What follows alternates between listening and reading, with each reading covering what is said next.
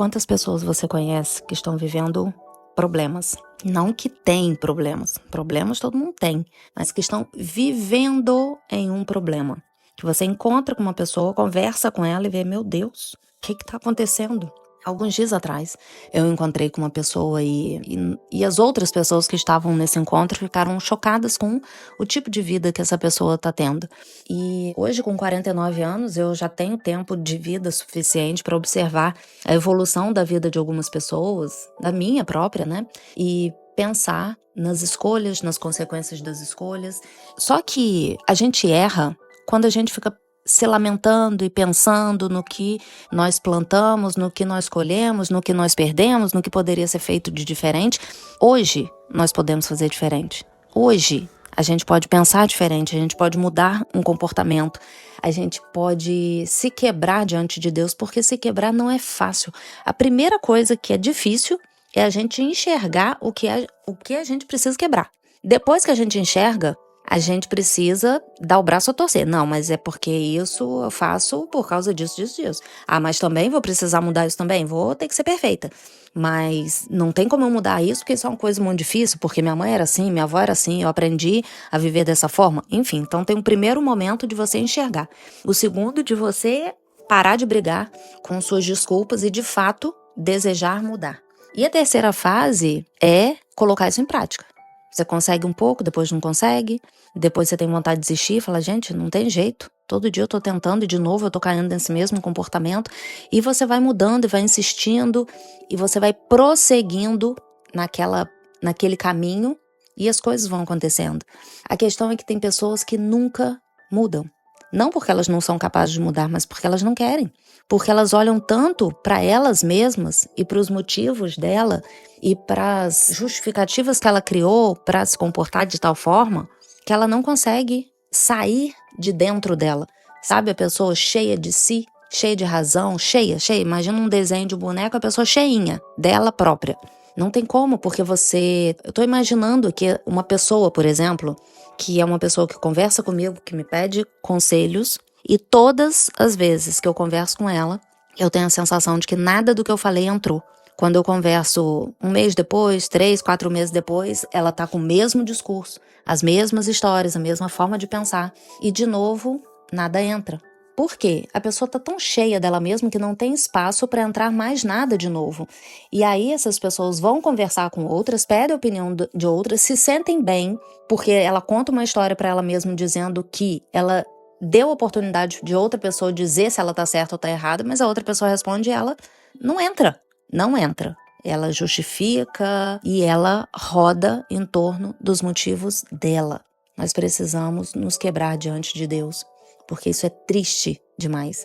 Porque as nossas emoções nos fazem falhos, medíocres, medianos, nos fazem pessoas com atitudes ruins com o outro, não porque a gente intencionalmente quer maltratar o outro, mas a gente quer muitas vezes se proteger.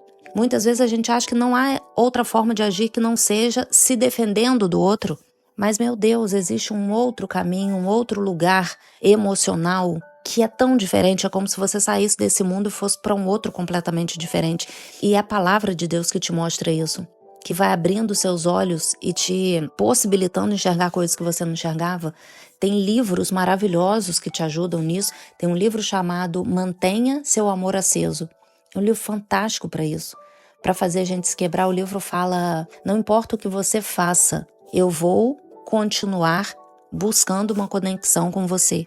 Então, quando a gente descobre quem nós somos em Deus e que a gente vai perseguir aquela identidade que Deus nos deu, custe o que custar, todos os dias, tudo que precisar ser arrancado de você para que você se torne a pessoa que Deus te fez para ser, quando você decide isso, quando você caminha nesse sentido, você vai se abrindo ao comportamento que essa nova pessoa, que é quem você está se tornando, vai ter. O comportamento muda naturalmente porque ele precisa se tornar coerente com a pessoa que você está se tornando. Você se torna uma pessoa com base em quem Deus diz que você é e não com base no que suas emoções dizem. Porque, mais uma vez, nossas emoções tentam nos proteger o tempo inteiro, fazer nossa vontade Nosso subconsciente mima a gente. É como se ele dissesse, seu desejo é uma ordem. E para quem não me conhece, eu sou nutricionista há 25 anos, tenho 49 anos de idade, trabalho com mulheres com mais de 40 anos que querem emagrecer. E por que que uma mulher quer conscientemente emagrecer, racionalmente ela quer perder peso e emocionalmente ela continua comendo? Porque as emoções dela mimam. Se ela diz, eu sou apaixonada por doce, eu sou viciada em doce, seu subconsciente diz, seu desejo é uma ordem. Mal você começou a comer, seu subconsciente já te lembrou. E aquele docinho, hein? Seu subconsciente te apresenta o tempo todo o que você conscientemente diz pra ele que é importante pra você. Se você diz que você odeia atividade física e que você é preguiçosa, o seu subconsciente te fala, te conduz a ficar mais um pouquinho na cama, a descansar um pouco mais, a deixar atividade física para segunda-feira, te dizer que se você fizer vai te atrapalhar a sua rotina toda, não vai dar tempo de você fazer as coisas que você precisa fazer. Então, é extremamente danoso vivermos com base nas nossas emoções e não com base no que Deus nos manda viver. Deus nos deu livre-arbítrio, nos deu domínio próprio, nos deu acesso a Ele. Ou seja, a gente só não recebe tudo dele se não quiser. Só não vive de acordo com a vontade dele se não quiser.